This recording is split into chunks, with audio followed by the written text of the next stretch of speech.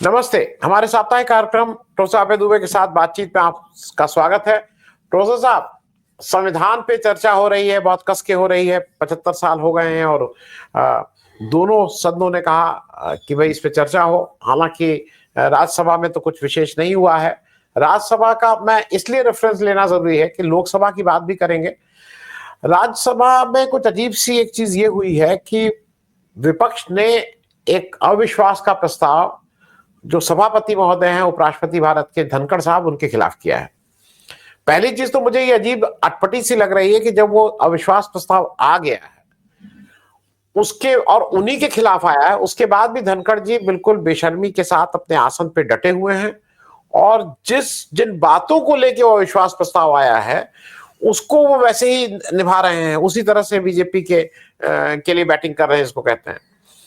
तो मेरे दो प्रश्न। एक तो राज्यसभा का प्रश्न यह है कि ये कितना नैतिकता के हिसाब से वो सबको नैतिकता का पाठ पढ़ा रहे हैं। और कल उस बात की भी चर्चा कर लें क्योंकि उसकी बात की चर्चा आज कहीं बहुत ज्यादा हुई नहीं। खड़गे का गुस्सा होना लाजमी था जब उन्होंने कहा कि भाई आप दूसरे को इज्जत नहीं देते और अपनी इज्जत बार बार कह कह के डिमांड करते हैं, मुझे इज्जत करो, मुझे इज्जत करो। दूसरा, लोकसभा में बहुत अंतोगत्वा संविधान पे बहस की बात हुई। राजनाथ सिंह जी ने एक लंबा भाषण दिया, जैसे उम्मीद थी उन्होंने वही इमरजेंसी और वो सब बातें की। और कल प्रियंका गांधी की मेडन स्पीच हो गई। तो उस बिना आवेग में आए प्रियंका गांधी ने उन सारी बातों को टच किया और वो सारी बातें बहुत सहजता से की जिसके लिए जिसपे बीजेपी असहज होती। उन्होंने जब बात शुरू की उन्होंने उन्नाव की बात की, उन्होंने वाल्मीकि की जो हत्या पीट पीट के उस लड़के की हो गई थी आगरा के थाने में उसकी बात की, उन्होंने संभल की बात की और उसको इतने सटल वे में कर दिया कि उन्होंने सारे वर्गों को भी पकड़ा।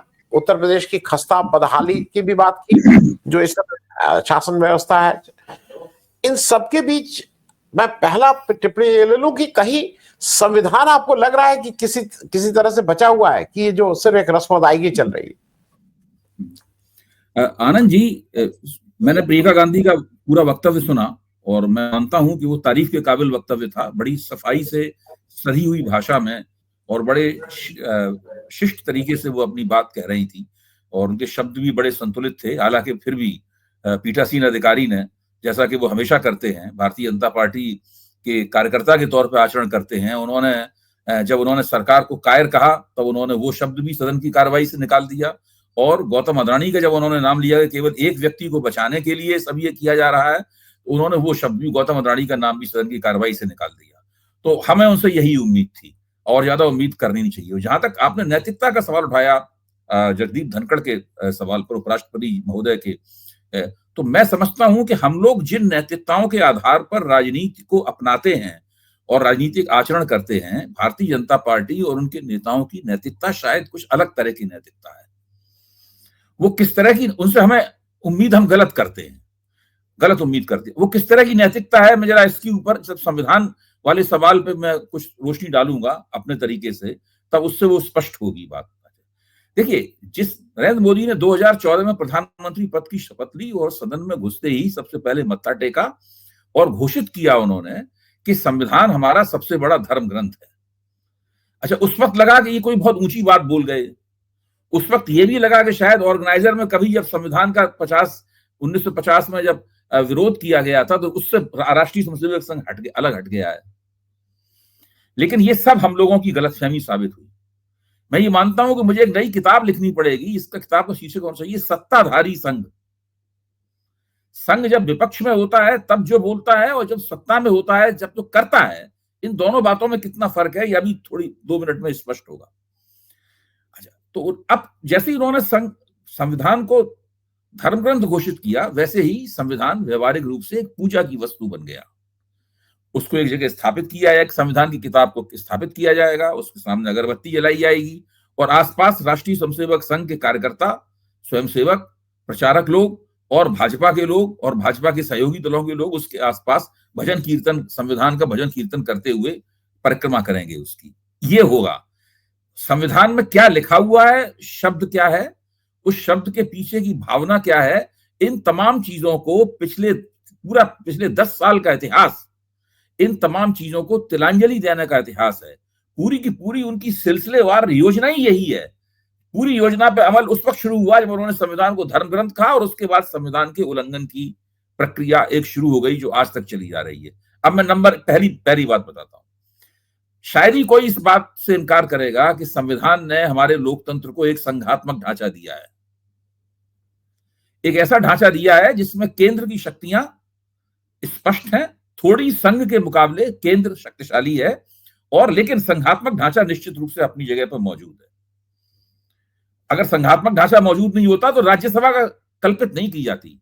राज्यसभा जो है वो काउंसिल ऑफ स्टेट्स है, वो राज्यों की संसद है राज्यसभा।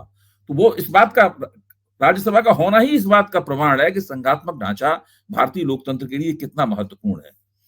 नरेंद्र मोदी और भारतीय जनता पार्टी जब अपनी चुनावी मुहिम चलाते हैं, खासतौर से विधानसभा चुनाव में, तब उनका मुख्य नारा होता है डबल इंजन की सरकार बनानी है। ये नारा ही संघात्मक ढांचे की हत्या करने के मकसद से ये नारा गढ़ा गया है।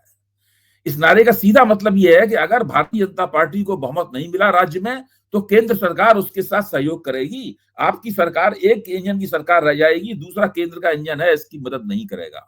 जबकि संविधान के मुताबिक हर राज्य सरकार किसी भी पार्टी की हो और केंद्र में किसी भी पार्टी की सरकार हो, डबल इंजन की सरकार ही होनी चाहिए हर राज्य में। अच्छा, जैसे ही भारतीय जनता पार्टी वहां पराजित होती है, वैसे ही वहां के मतदाता मंडल को दंडित करने के लिए एक दूसरी प्रक्रिया शुरू की जाती है, और वहां के राज्यपाल, जो जिसको केंद्र सरकार ने नियुक्त किया है, वहां के राज्यपाल के नेतृत्व में एक समांतर सरकार वहां पर स्थापित होने लगती है, और मुख्यमंत्री को काम नहीं करने दिया जाता। मुख्यमंत्री के किसी भी प्रस्ताव वगैरह को मुद्दों तक राज्यपाल लटकाए रखते हैं। राज्यपाल तुरंत ही अघोषित रूप से, क्योंकि संविधान सम्मत तरीके, कार्यकारी अधिकार ग्रहण कर लेते हैं, और वो हर जगह जाकर कोई भी घटना होती है मौका मुआयना करने पहुंच जाते हैं राज्यपाल। और राजभवन सत्ताधारी दल की साजिशों का केंद्र बन जाता है, केंद्र में सत्ताधारी दल की साजिशों का केंद्र बन जाता है। और स्थिति ये होती है कि वहां से लगातार मुख्यमंत्री और विपक्ष के मुख्यमंत्री और सरकार के खिलाफ बयान जारी होने लगते हैं। ये आप देखिए, ये पूरी प्रक्रिया है। अब आप देखिए संघात्मकता का दूसरा नुकसान कहां, दूसरा क्षय संघात्मकता का कहां होता है, इस पर भी जरा गौर करने की जरूरत है। पहले क्षय का क्या मतलब हुआ? कांग्रेस जब कभी लोकतंत्र का क्षय करती थी, कांग्रेस के कदमों से लोकतंत्र का जब क्षय होता था, तो कांग्रेस धारा 356 लागू करती थी और राज्य सरकारों को भंग करती थी। मोदी जी ने यह टेक्नोलॉजी डेवलप की है कि धारा 356 भंग लगाने की जरूरत ही नहीं है, किसी सरकार को भंग करने की जरूरत भी नहीं है। याद कीजिए, लालकृष्ण आडवाणी धारा 356 भंग लगाने के बहुत खिलाफ हुआ करते थे, तो मोदी ने कहा हम धारा 356 नहीं लगाएंगे, लेकिन हम किसी राज्य सरकार को चलने भी नहीं देंगे। उसके दो तरीके हमने आपको बताए, डबल इंजन की सरकार और राज्यपालों के जरिए वो करते हैं। तो ये जो पूरी प्रक्रिया चलती है, अब इसमें यहां पे आइए कि इंदिरा गांधी ने इमरजेंसी में क्या किया था? इंदिरा गांधी ने विपक्ष को जेल में डाल दिया था। मोदी सरकार कहते हैं कि इसके लिए हमें संविधान की किसी धारा का इस्तेमाल करने की जरूरत नहीं है, हम चालाकी पूर्वक एक कानून में थोड़ा सा परिवर्तन करके पिछले दरवाजे से मनी बिल के जरिए कुछ इस तरह की व्यवस्था कर देंगे कि जिस नेता को हम चाहेंगे उठाकर हम जेल में डाल देंगे, और उसके बाद उसकी जमानत भी नहीं होने देंगे, मुद्दतों तक वो जेल में पड़ा ही रहेगा। अगर ये सारी घटनाएं घटित हो चुकी हैं, मैं आपको लग रहा होगा मैं कोई पुरानी बात बोल रहा हूं, लेकिन जब संविधान दिवस मनाया जा रहा है और संविधान पर चर्चा की जा रही है, तब इन बातों को पुनः रेखांकित करना बहुत आवश्यक है। किस तरह देश में विपक्ष को, लोकतंत्र को विपक्ष से मुक्त किया जाए, किस तरीके से राज्यों में विपक्ष की सरकारें न चलने दी जाएं, किस तरीके से विपक्ष के नेताओं को भ्रष्टाचार का आरोप लगाकर मनी लॉन्ड्रिंग में पकड़ के बंद कर दिया जाए और उनकी जमानतें न होनी जाए, वो सालों साल बंद रहें।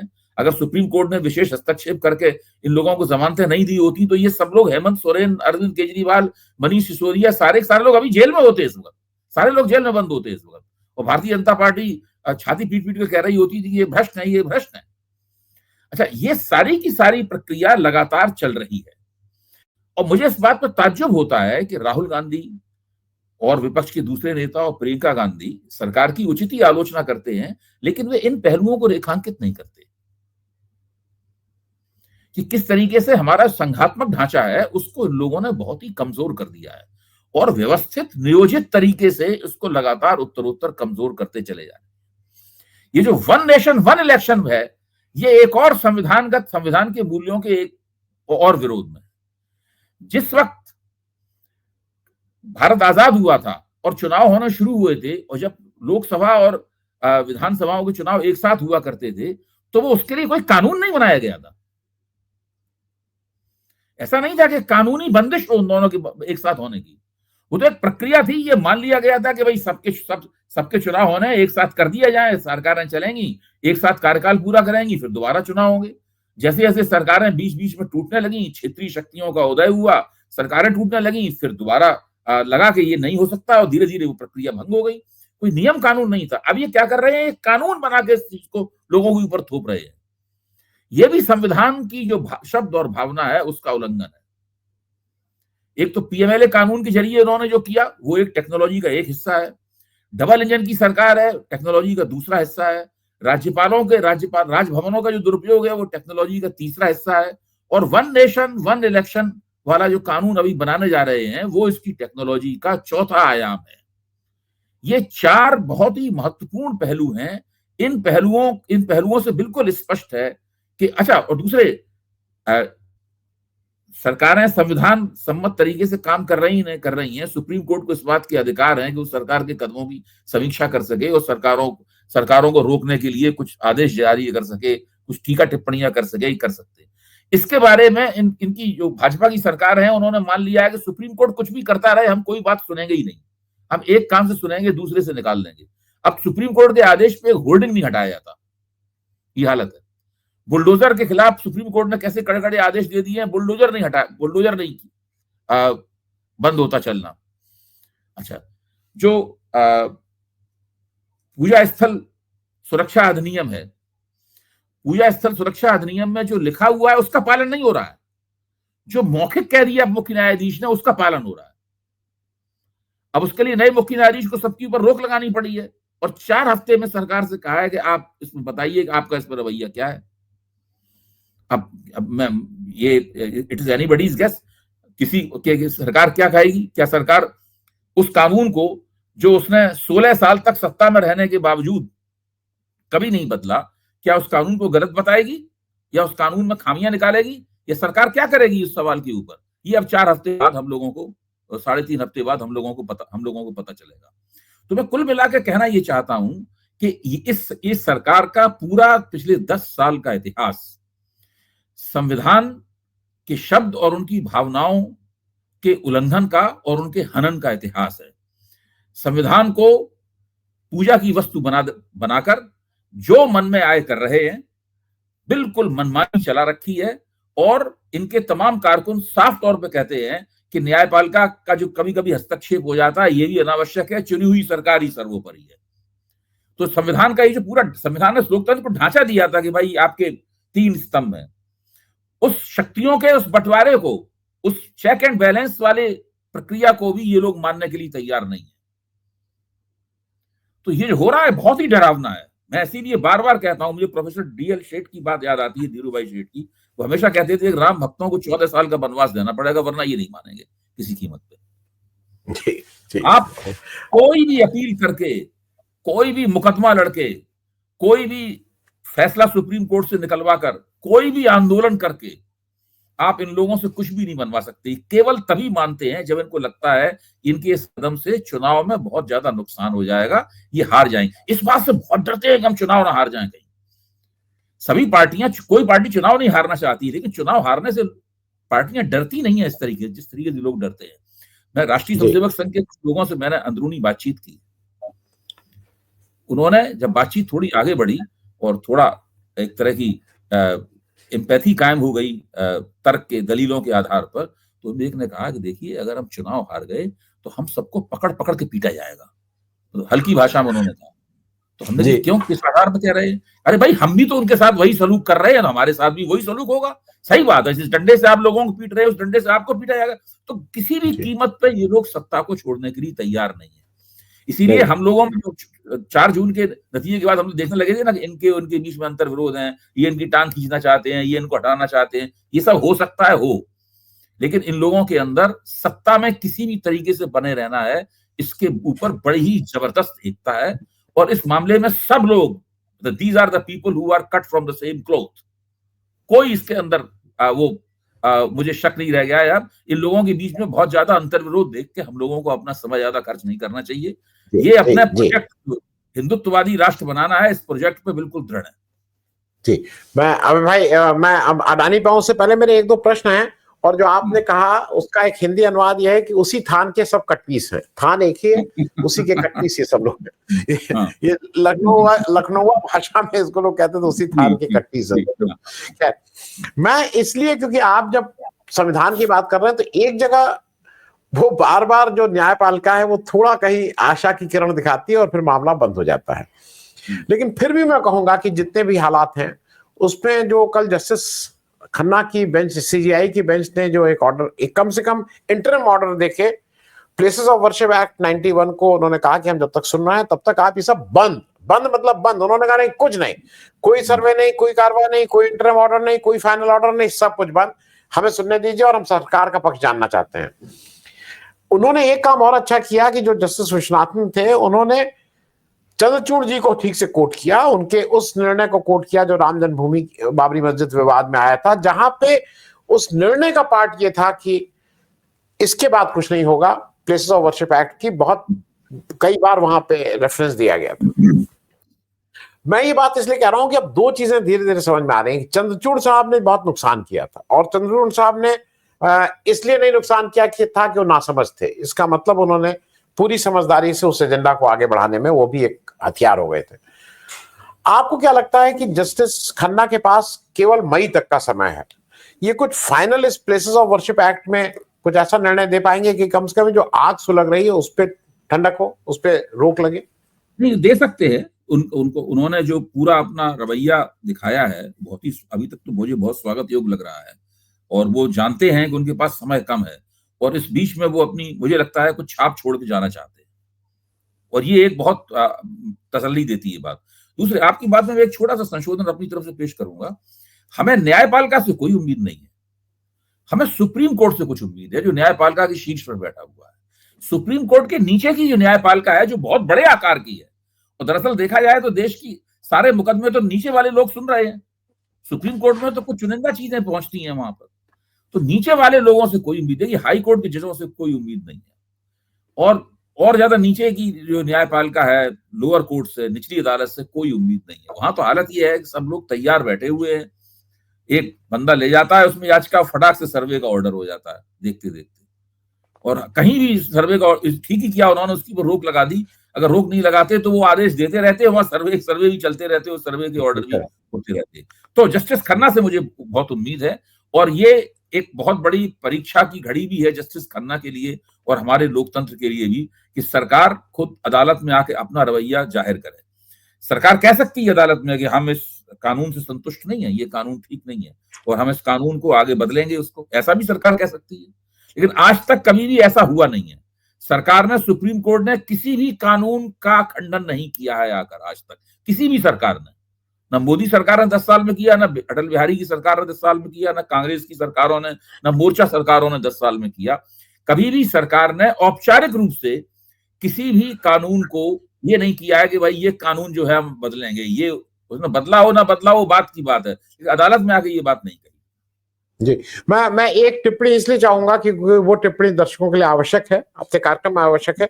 वो जो एक justice Shekhar Yadav Uttar Pradesh Allahabad high court के हैं, उन्होंने जिस तरह का काम किया, मैं इस पे भी देख रहा हूं, क्योंकि जस्टिस खन्ना ने उस पर एक रिपोर्ट मांगी है, और देखना यह है कि उस पर कार्रवाई क्या होती है। क्योंकि जिस तरह से उन्होंने, मतलब अब तो यही रह गया है कि वो शाखा उसी के अंदर लगाने लगे, कोर्ट के अंदर। बिल्कुल। देखिए, इसमें बहुत इन लोगों ने एक बहुत इस गलतफहमी को साफ करना जरूरी है। इन लोगों ने क्या किया है कि मेजॉरिटी और मेजॉरिटेरियनिज्म को जो है बिल्कुल फेंट दिया है आपस में, जबकि ये 2 बिल्कुल अलग अलग बातें हैं सैद्धांतिक रूप से। बहुमत और बहुसंख्यक होना, बहुमत बहुसंख्यक नहीं है। मेजॉरिटी मेजॉरिटेरियनिस्ट नहीं होती है कभी भी।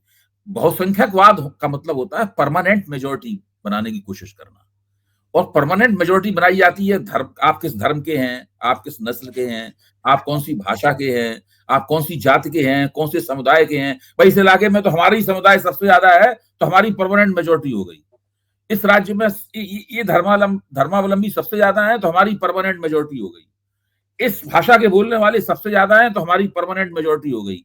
तो इसको सोशियोलॉजी की भाषा में हम लोग एस्क्रिप्टिव कहते हैं, मतलब जन्मना आधार पर आप एक स्थायी बहुमत बनाते हैं, एक ऐसा बहुमत जो कभी अल्पमत में नहीं बदलेगा। जबकि लोकतंत्र एक ऐसे बहुमत के आधार पर गठित होता है जो कभी भी अल्पमत में बदल सकता है और अल्पमत कोशिश करके बहुमत प्राप्त कर सकता है, बहुमत अल्पमत में जा सकता है। तो जो बहुमत बनता बिगड़ता रहता है, घटता बनता रहता है, वो है लोकतंत्र। स्थायी बहुमत के आधार पर लोकतंत्र नहीं बनता। स्थायी बहुमत ही बहुसंख्यकवाद है। ये जो पूरी जो जस्टिस यादव ने, उनको खैर वो जस्टिस हैं इसलिए जस्टिस हम लोगों को कहना पड़ रहा है, हाँ, जस्टिस यादव ने जो विश्व हिंदू परिषद के कार्यक्रम में जो वक्तव्य दिया, जिसके ऊपर इतना विवाद खड़ा किया, उसमें भी इसमें बड़ी चालाकी से ये कोशिश की गई है कि भाई देश बहुसंख्यक के हिसाब से चलेगा, हमारे देश में लोकतंत्र है, लोकतंत्र बहुसंख्यक के हिसाब से चलेगा। लोकतंत्र बहुसंख्यकवाद नहीं है, लोकतंत्र बहुमतवाद है। मतलब जी जी, मैं एक और छोटी टिप्पणी इसलिए दर्शकों के सामने आपसे एक छोटी टिप्पणी ले लूं, फिर अडानी का लास्ट में करूंगा। ये जो एक जॉर्ज सोरेस और वो करके बिना बात के एक बतंगड़ बनाया गया, और मुझे लग रहा है कि उसमें ये जो मोदी जी की सरकार है वो एक गड़बड़ी क्या कर रही है, वो लॉन्ग टर्म रिलेशनशिप खराब कर रही है। अमेरिका से कोई दिक्कत नहीं थी, आपने अमेरिका को टारगेट किया, उनके यहां से तुरंत उसका रिबटल आ गया। और सिर्फ वही नहीं, एक इंपॉर्टेंट बात ये हुई कि ट्रंप जी ने अपना जो जिस दिन वो कहते हैं टेक ओवर कर रहेंगे, वो वहां ओथ नहीं बोला जाता है, शायद 20 जनवरी को उन्होंने जी जिनपिंग को ऑफिशियली बुलाया है कि आप आइए उस कार्यक्रम में। वो ये तो एक तरह से बारातियों में उन्होंने दुल्हा तय कर दिया है। अब हमारे वाले को बाराती में ताली बजाने के लिए या बैंड बजाने के लिए या सिर पे वो रख के जो बटरों में चलना है उसके लिए भी बुलाया जाएगा कि नहीं बुलाया जाएगा, ये बड़ी बेचैनी है, क्योंकि ये लॉन्ग टर्म डैमेजेस हो रहे हैं देश में। मैं इस पे एक छोटी टिप्पणी जाऊंगा, क्या जरूरत है? जॉर्ज सोरेस सबको पता है कि आप मतलब वो कौन है और क्या है, कोई भी पढ़ा लिखा आदमी जानता है। अबे भाई, अच्छा, आप देखिए, हम लोगों के जो हमारे चैनल का, पब्लिक इंडिया का या दूसरे चैनलों के जो रिसर्च डिपार्टमेंट है, उनको बहुत ही फुर्ती से जॉर्ज सोरोस के उन वक्तव्यों को जो उन्होंने अतीत में भारतीय अर्थव्यवस्था के बारे में दिए थे, उनको खोज निकालना चाहिए। मुझे पक्का यकीन है, मैं खुद याद भी मुझे पड़ रहा है, उन्होंने कई बार कहा है कि भारतीय अर्थव्यवस्था इतना अच्छा काम कर रही है, भारतीय अर्थव्यवस्था आगे बढ़ रही है, इसमें हमें संभावनाएं दिख रही है बढ़ रही, और उसके ऊपर भाजपा वालों की प्रतिक्रिया भी निकाल लेनी चाहिए, बीजेपी वालों की प्रतिक्रिया भी निकाल लेनी चाहिए। बीजेपी वाले कैसे बाग हुए थे खुशी के मारे। और अब वो ये जो मोदी अदानी संबंध, मोदी अदानी समीकरण को कैंसिल आउट करने के लिए वो सोनिया सोरोस समीकरण बनाकर पेश कर रहे हैं,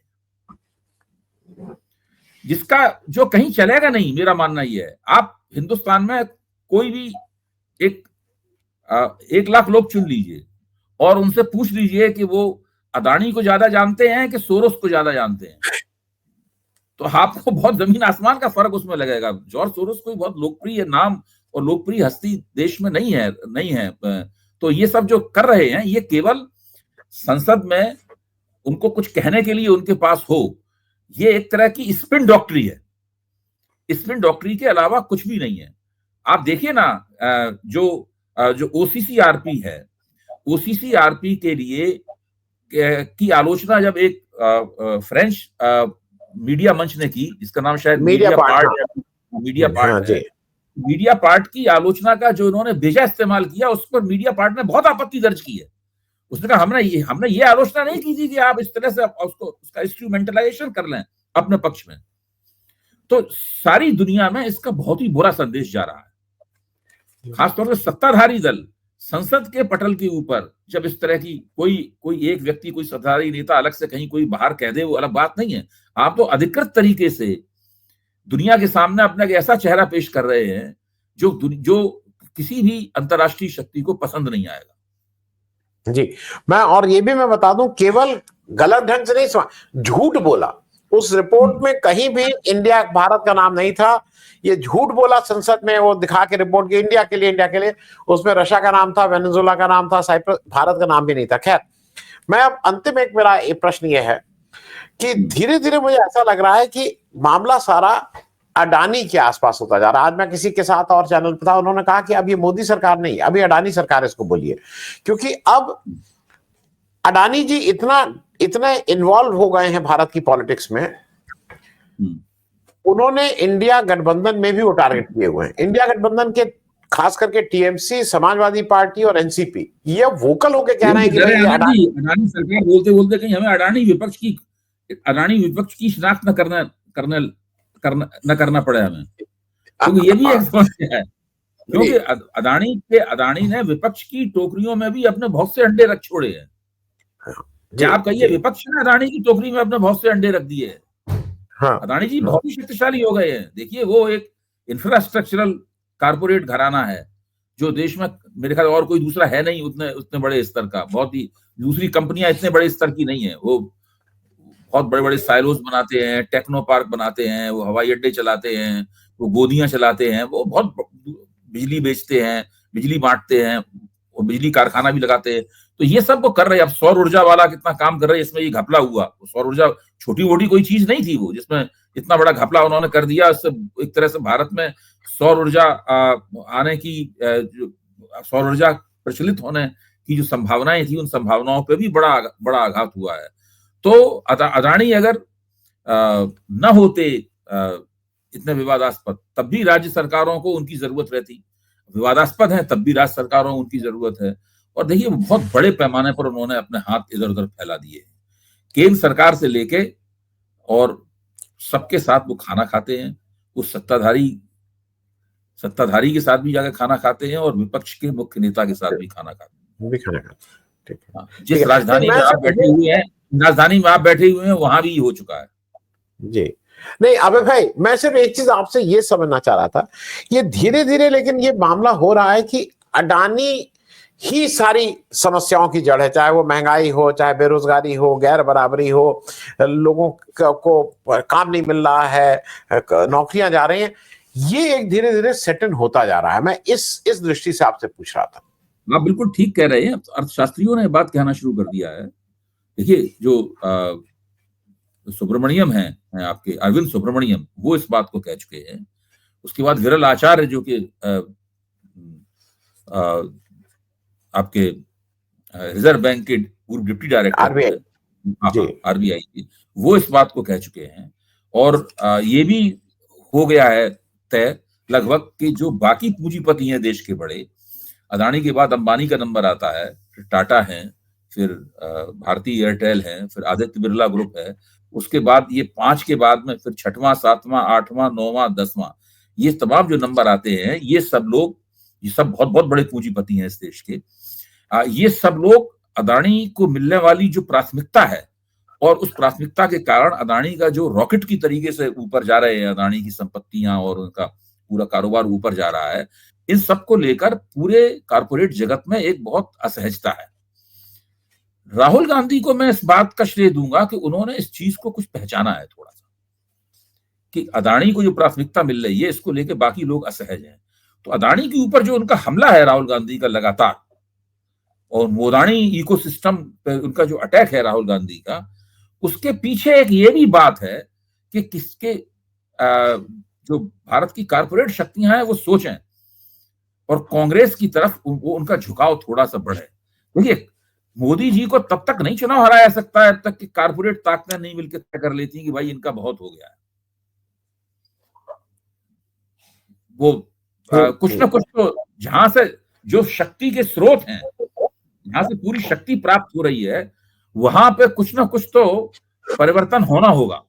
अगर वहां कोई परिवर्तन नहीं होगा, सारे हिंदुस्तान के कारपोरेट जार जो हैं वो नरेंद्र मोदी को अपने दामाद की तरह उनका सम्मान करते रहेंगे, उनकी पूजा अर्चना करते रहेंगे, उनको राजा बताते रहेंगे, तब तक कुछ नहीं होगा। मैं आपको देखिए, 2-3 बड़ी शक्तियां होती हैं, वो वहां से सत्ता का स्रोत है, जो एक मैंने लेख में चिन्हित भी किए थे, 4-5 देश में सत्ता के बड़े स्रोत हैं, वहां जब तक परिवर्तन नहीं होगा, आप कोई भी आंदोलन करते रहिए, कोई भी कितना भी सोशल मीडिया पे हम उनके खिलाफ क्रांतिकारी बातें करते रहे, बात बदलेगी नहीं। बदलेगी नहीं।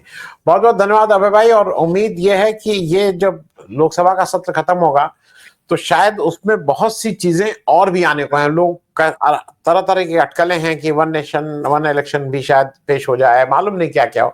मोदी जी के पास कुछ ना कुछ तो अपने चमत्कारी हैट से निकालेंगे। बहुत बहुत धन्यवाद बातचीत करने के लिए। थैंक यू सो मच अभय भाई।